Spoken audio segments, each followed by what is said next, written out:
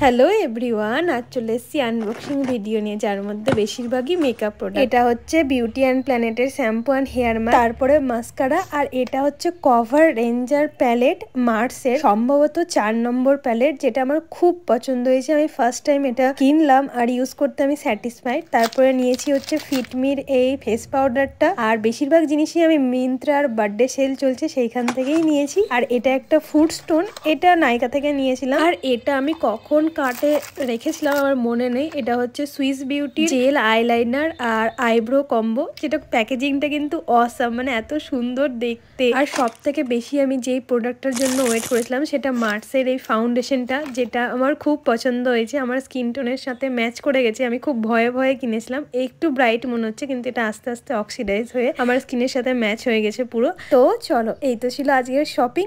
আর কোনো প্রোডাক্টের লিঙ্ক চাইলে আমাকে বলো, আমি দিয়ে দেবো। Tata, love you.